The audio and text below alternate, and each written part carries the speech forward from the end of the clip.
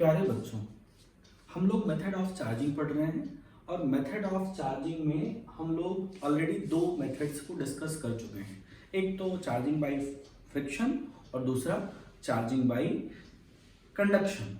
अब हम लोग नेक्स्ट मेथड ऑफ चार्जिंग देखने वाले हैं जिसका नाम है charging by induction. It is a very special method.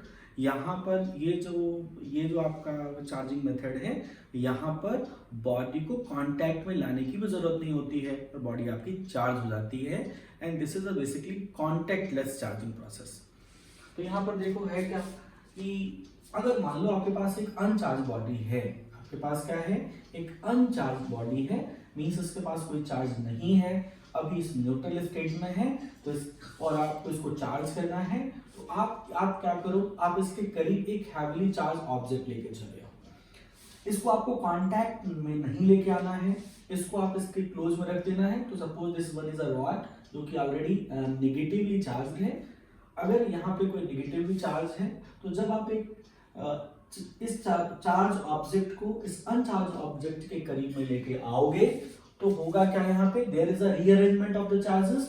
देखो अल्टीमेटली है ना कि यहाँ पर तो इसके अंदर तो चार्जेस तो प्रेजेंट ही हैं। अलग बात है कि वो ये आपका बेसिकली इलेक्ट्रिकली न्यूट्रल है, राइट। जब आप इस अनचार्ज ऑब्जेक्ट, जब आप चार्ज ऑब्जेक्ट को अनचार्ज ऑब्जेक्ट के पास में लेके आ जाओगे तो ये जो आपका ऑब्जेक्ट है इसके चार्जेस क्या होंगे ये इसके जो चार्जेस होंगे अपने आप को रीअरेंज करेंगे। Now the positive charges, now the negative charges is going to be repel. तो ये नेगेटिव चार्जेस इधर शिफ्ट हो जाएंगे। अगर नेगेटिव चार्जेस इधर शिफ्ट हो जाएंगे तो इधर पर इस पर क्या आ जाएंगे, पॉजिटिव चार्जेस इस पे क्या आ जाएंगे, पॉजिटिव चार्जेस आएंगे। तो आप बोलोगे कि इसका, आप ये बोलोगे कि इसका ये वाला जो एंड है वो पॉजिटिवली चार्ज हो गया, राइट। ये वाला एंड क्या है, पॉजिटिवली चार्ज हो गया, इसका एंड, ये वाला एंड क्या है, पॉजिटिवली चार्ज हो गया, ठीक है। इस चार्ज को इस चार्ज को जिस चार्ज की मदद से आप दूसरे को चार्ज करते हो इसको बोलते हैं इंड्यूसिंग चार्ज। क्या बोलते हैं, इसको बोलते हैं क्यू इंड्यूसिंग। और ये जो आपका चार्ज यहाँ पे क्रिएट हुए इसको बोलते हैं इंड्यूस्ड चार्ज। क्या बोलते हैं, इंड्यूस्ड चार्ज। अब यहाँ देखो, इस अगर आप जो दूसरा स्फीयर है इसके लेफ्ट वाले एंड पे पॉजिटिव है और राइट वाले एंड पे नेगेटिव है, मतलब क्लोजर एंड पे अपोजिट चार्ज है और फादर एंड पे सेम चार्जेस आपके हैं। अगर आपको इसको सिर्फ पॉजिटिवली चार्ज करना है, इस कंडक्टर को जो कि पहले अनचार्ज था, अगर आपको इसको सिर्फ पॉजिटिवली चार्ज करना है तो आपको सिंपल एक काम करना होगा कि आप इस वाले कंडक्टर के उस साइड की ग्राउंडिंग कर दीजिए जिधर के चार्ज को आपको न्यूट्रल करना है, न्यूट्रलाइज करना है। तो आपने क्या किया, इसकी आपने ग्राउंडिंग कर दिया। तो जैसे ही आप ग्राउंडिंग करेंगे और देखो यहाँ पर तो पॉजिटिव चार्ज है ही, जैसे ही आप यहाँ पे ग्राउंडिंग करेंगे इसके एक्सेस इलेक्ट्रॉन्स होंगे वो इस अर्थिंग के थ्रू ये बेसिकली क्या हो जाएंगे, सिंक हो जाएंगे, ग्राउंड में चले जाएंगे, क्योंकि अर्थ आप में अपने आप में ह्यूज कैपेसिटर है। तो क्या करेगा, ये चार्जेस यहाँ पे आ जाएंगे, ठीक है। और अगर ये चार्जेस यहाँ पे आ गए तो यहाँ पर सिर्फ क्या बचेगा, पॉजिटिव चार्ज। और ये पूरा का पूरा जो आपका पूरा का पूरा गोला है ये क्या हो जाएगा, ये आपका पॉजिटिवली चार्ज हो जाएगा। और इस पे जो चार्जेस होंगे उन्हीं को हम कहेंगे इंड्यूस्ड चार्ज, या बोलेंगे इंड्यूस्ड चार्ज। तो देखो शुरुआत में क्या था, ये चार्ज नहीं था, अब क्या है, ये पॉजिटिवली चार्ज। शुरुआत में चार्ज नहीं था, अब क्या है, ये पॉजिटिवली चार्ज है। ध्यान रखना, हमेशा जो इंड्यूसिंग चार्ज होते हैं ना वो इंड्यूस चार्ज के अपोजिट होते हैं। मतलब अगर ये निगेटिव होगा तो ये क्या होगा, पॉजिटिव होगा, अगर ये पॉजिटिव होगा तो ये नेगेटिव होगा। अगर हम इंड्यूसिंग चार्ज को Q लिखें और इंड्यूस चार्ज को Q डैश लिखें, then there is a relation between Q and Q dash. अगर हम इंड्यूसिंग चार्ज को Q लिखें और इंड्यूसिंग चार्ज को Q डैश लिखें तो इस Q डैश और Q में एक रिलेशन है। And what is that relation, वो रिलेशन क्या है, रिलेशन ये है बच्चे कि Q डैश का value negative of Q into 1 minus 1 by K के इक्वल होता है। जहां Q डैश क्या है, इंड्यूस्ड चार्ज, ये वही चार्ज है जो कि जनरेट हुआ है वहां पर जिस बॉडी को तुम चार्ज करने का जिस बॉडी को तुम चार्ज करना चाह रहे थे। क्यू क्या है? इंड्यूसिंग चार्ज, जिस रॉड को आप लेकर के आए थे। तो ये वाला जो क्यू डैश है इस क्यू का अपोजिट है ना? ये जो क्यू डैश है इस क्यू का क्या है? अपोजिट है। अब Q dash equal to Q, Q dash क्या है? इंड्यूस्ड चार्ज, क्यू क्या है? Inducing charge. अब आपको यहाँ पर एक कांस्टेंट मिल रहा होगा K is basically called as a dielectric constant, इसको हम लोग डाइलेक्ट्रिक कांस्टेंट बोलते हैं। डाइलेक्ट्रिक कांस्टेंट का वैल्यू अलग अलग वैल्यूज हो सकता है। तो k can be equal to 1, k can be equal to infinite, k can be greater than 1। k की वैल्यू 1 होती है एयर के लिए और वैक्यूम के लिए, k का वैल्यू इनफाइनाइट होता है कंडक्टर के लिए, और बाकी अलग सब्सटेंसेस के लिए ये k का वैल्यू ग्रेटर देन 1 होता है। अब आप उनसे पूछ सकते हो कि सर डाइलेक्ट्रिक कांस्टेंट क्या होता है? तो डाइलेक्ट्रिक कांस्टेंट को हम डिस्कस करेंगे कूलम्ब्स लॉ में। अभी आप समझ जाओ कि डाइलेक्ट्रिक जो कांस्टेंट है वो किसी मटेरियल के डाइलेक्ट्रिक स्ट्रेंथ को बताता है, ठीक है। अब अगर आपने मान लो k का वैल्यू 1 रखा, राइट, तो आप यहां पे देखो,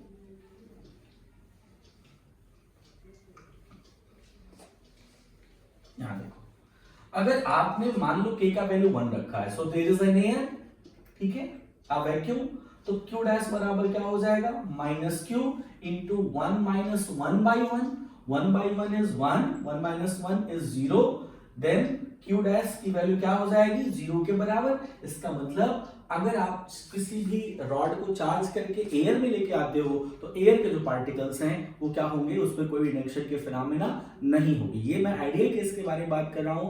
प्रैक्टिकली एयर का मॉइस्चर, उसके पार्टिकल्स ये भी मायने रखते हैं कि आपको सच में एयर चार्ज होगा या नहीं होगा। फिलहाल हम यहाँ पे एयर या हम ड्राई एयर या वैक्यूम के बारे में बात कर रहे हैं। नेक्स्ट, अगर हम कंडक्टर्स के केस में देखें तो कंडक्टर्स के केस में क्या हो जाएगा? ध्यान से देखो, तो कंडक्टर का मैंने लिखा k का वैल्यू इनफाइनाइट होता है, तो आप ये देखो क्या हो जाएगा भाई। अगर आप कंडक्टर के केस में देखो, कंडक्टर के केस में तो q dash is equal to q dash is equal to minus q into 1 minus 1 upon infinite, and 1 upon infinite की वैल्यू 0 आ जाएगी, तो ये हो जाएगा 1 minus 0 is 1, q dash is equal to minus q। देखो कितना बढ़िया रिजल्ट आया। q मतलब इंड्यूसिंग चार्ज, अगर ये प्लस 10 कूलम्ब है तो q डैश कितना आ रहा है? Minus 10 coulomb. मींस कंडक्टर के केस में क्या होगा? अगर आपके पास कोई कंडक्टर है और आप इसको चार्ज कर रहे हो, तो अगर इस पर प्लस 5 कूलम्ब होगा तो इस पे माइनस 5 कूलम्ब चार्ज आ जाएगा।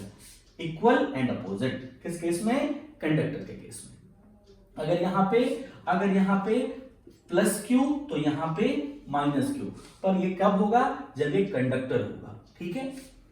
अगर ये एयर या कंडक्टर नहीं है, बाकी और कोई है, ठीक है, तो किसी मान लो कोई हम एक वैल्यू सेलेक्ट कर लेते हैं, k की वैल्यू मान लो हमने 2 सेलेक्ट कर लिया, ठीक है। अगर हमने k की वैल्यू 2 सेलेक्ट कर लिया तो क्या हो जाएगा? q डैश का value minus q for all other, तो और दूसरे बेसिकली मीडियम के लिए, ऑब्जेक्ट्स के लिए, तो आप ये देखो k का वैल्यू 2, अगर k का वैल्यू 2 आ जाएगा तो आ जाएगा 1 माइनस 1 बाई 2, यानी q डैश बराबर माइनस q बाई 2, और q डैश बराबर माइनस q बाई 2 का क्या मतलब हुआ? मींस अगर इंड्यूसिंग चार्ज 10 कूलम्ब है तो induced charge minus 10 by 2 coulomb मतलब माइनस 5 कूलम्ब हो जाएगा। और आप यहां से देखो जो q डैश की वैल्यू है वो हमेशा q से छोटी है, मतलब जो आपके इंड्यूस्ड चार्ज हैं वो इंड्यूसिंग चार्ज से छोटे हैं। अगर आप तीनों केसेस का को कंपेयर करो तो कभी भी ऐसा नहीं हो रहा है कि आपके जो इंड्यूस्ड चार्ज हैं वो इंड्यूसिंग चार्ज से बड़े हैं, ठीक है। इंड्यूसिंग मतलब जो इंड्यूस कर रहा है, इंड्यूस मतलब इसमें हो रहा है, ये कभी नहीं हैपन हो रहा है, ये ठीक है ना, ये आपका इनकरेक्ट स्टेटमेंट है, ठीक है। हमेशा Q इंड्यूसिंग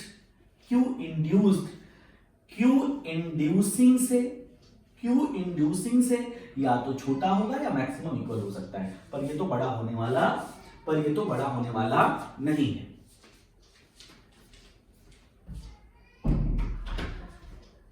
दूसरी बात बच्चे एक और भी हम देखेंगे कि जब आप किसी ठीक है, मान लो आपने बचपन में भी ये किया होगा, क्या कभी कभी आप क्लासेस में करते हैं, आप स्केल को ऐसे सर पे रगड़ते हैं, फिर छोटे छोटे कागज के टुकड़े लेकर के आते हैं। तो जब आप हेयर पे स्केल की रबिंग करते हो, देयर इज एन स्केल, तो ये स्केल आपकी चार्ज हो जाती है। ये कौन सा प्रोसेस है? That is the charging by friction. ये क्या है? फ्रिक्शन है। लेकिन जब आप इसी स्केल को कागज के टुकड़ों के आसपास लेकर के आते हो, ये कागज के टुकड़े हैं, इस स्केल को यहां पर लेकर के आते हो, तो ये स्केल क्या करता है? इसको अट्रैक्ट करता है। क्या करता है? अट्रैक्ट करता है। तो भाई कागज के जो टुकड़े थे, ये जो कागज के टुकड़े थे वो तो चार्ज थे नहीं, तो ये अट्रैक्शन इसमें कहां से आ गया? बेसिकली यहां पे इंडक्शन की ही फिनोमेना चल रही है। अगर मान लो ये आप हेयर है और ये स्केल है, let it is going to be negatively charge. अगर ये स्केल नेगेटिवली चार्ज हो गया, तो अगर ये स्केल नेगेटिवली चार्ज होगा, तो जब आप पेपर के पास इसको लेकर के आओगे, पेपर को, तो जितने भी पेपर के पीसेस हैं, इंडक्शन की वजह से they are going to be positively charge, और नेगेटिव पॉजिटिव के बीच में क्या होगा? नेगेटिव पॉजिटिव के बीच में अट्रैक्शन होगा। नेगेटिव पॉजिटिव के बीच में क्या होगा? अट्रैक्शन होगा। इसका मतलब जहां भी इंडक्शन के फिनोमेना होती है, वहां पर अट्रैक्शन देखा जाता है। जहां भी इंडक्शन के फिनोमेना होती है, वहां पर अट्रैक्शन देखा जाता है, क्योंकि उसका जो क्लोजर एंड होता है ना, मतलब ये देखो, ये अगर माइनस है, तो अगर ये माइनस है, ये देखो, अगर मान लो ये माइनस क्यू है, तो इसका क्लोजर एंड क्या हुआ था? प्लस क्यू हुआ था, और इधर माइनस क्यू हुआ था ना, तो इसका मतलब ये वाला है ना, ये देखो, ये जो दोनों हैं, जो क्लोजर चार्जेस हैं, ये अपोजिट नेचर के हैं, इसी वजह से अट्रैक्शन होता है। तो जनरली आपका इंडक्शन में अट्रैक्शन ही देखा जाता है, अट्रैक्शन ही होता है। तो मेरा क्वेश्चन है कि क्या इंडक्शन में रिपल्सन भी हो सकता है? आंसर इज यस और नो। ठीक है, सिर्फ आप इतना कमेंट करके बताना कि क्या इंडक्शन में रिपल्सन भी हो सकता है या सिर्फ अट्रैक्शन होता है। एंड फाइनली हमने क्या किया? फाइनली बच्चे हमने 3 तरीके का चार्जिंग मेथड देख लिया। पहला क्या देखा? पहला हमने देखा फ्रिक्शन, दूसरा हमने देखा कंडक्शन, एंड एट लास्ट हमने देखा इंडक्शन, जिसमें फ्रिक्शन और कंडक्शन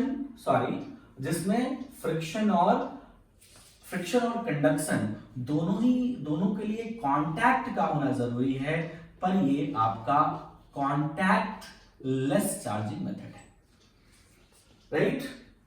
अब हम लोग ये देखते हैं कि आखिर क्या यहां पर कोई सवाल आपके सीबीएसई में आया था, तो आपको मेरी स्क्रीन पे विजिबल हो रहा होगा। ठीक है, कि हम लोग यहां देखें कि क्या कोई डायरेक्टली सवाल यहां से अभी आया हुआ है।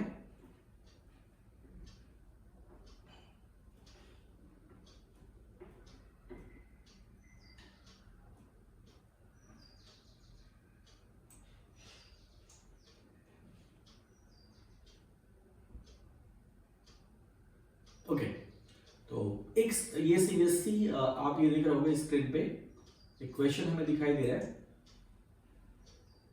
There is a question here. ये सवाल है यहाँ पे सीबीएसई 2022 का क्वेश्चन आपको दिख रहा होगा।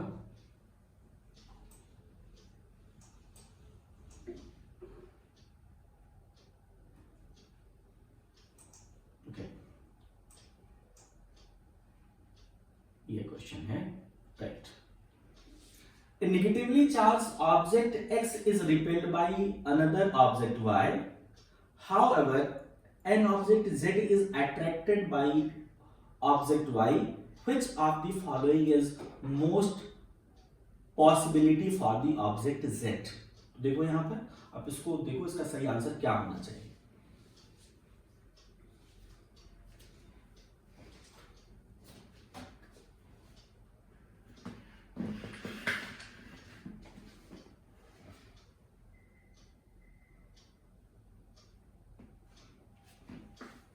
ओके। तो आपने क्या देखा, कह रहा है कि भाई एक नेगेटिवली चार्ज ऑब्जेक्ट एक्स है, कह रहा है कि एक नेगेटिवली चार्ज ऑब्जेक्ट एक्स है। तो कोई ऑब्जेक्ट है एक्स और वो क्या है, it is going to be negatively charge, ये नेगेटिवली चार्ज आता है, नेगेटिव चार्ज है इसमें।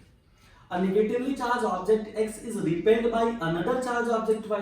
तो ये किसी ऑब्जेक्ट y, कोई ऑब्जेक्ट y है जो उसको रिपेल कर रहा है। तो रिपल्सन कब होगा, जब दूसरा भी क्या होगा, नेगेटिवली चार्ज होगा।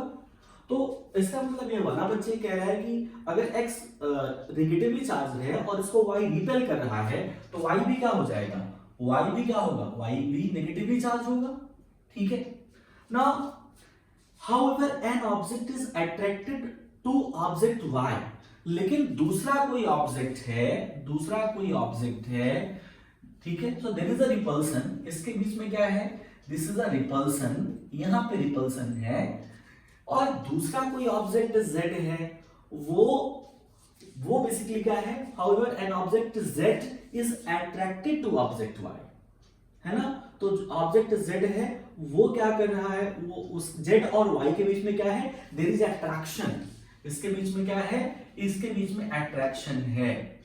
अगर इसके बीच में अट्रैक्शन है तो कह रहा है कि भाई z की क्या पॉसिबिलिटी बनती है, कि z की क्या पॉसिबिलिटी बनती है, क्या z खाली पॉजिटिव चार्ज होगा, क्योंकि अगर ये पॉजिटिव होगा तो पॉजिटिव नेगेटिव अट्रैक्ट करेंगे, या सिर्फ नेगेटिव चार्ज यहां पर होगा, या यहां पर न्यूट्रल और पॉजिटिव दोनों की पॉसिबिलिटी बनती है, या न्यूट्रल और नेगेटिव दोनों की पॉसिबिलिटी बनती है।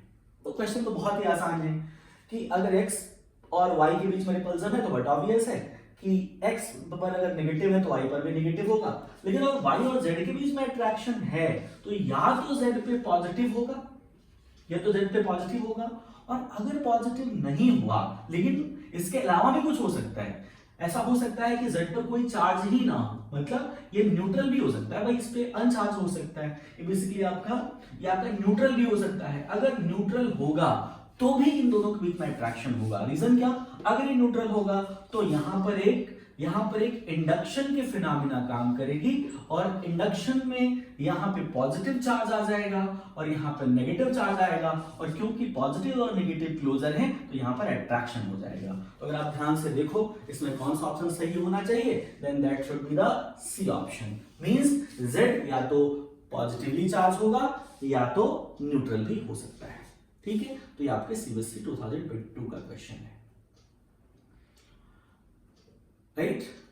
बाकी इसके अलावा हम अपने अगले क्लासेस में, ठीक है, अभी बच्चों मैं शॉर्ट वीडियोस बना करके, छोटे छोटे वीडियोस बना करके मैं आपको दे रहा हूं। इसके बाद हम लोग वीडियो का लेंथ थोड़ा सा टॉपिक के अकॉर्डिंग बड़ा करेंगे, और फिर हम उसमें और नंबर ऑफ क्वेश्चंस को इंक्लूड करेंगे।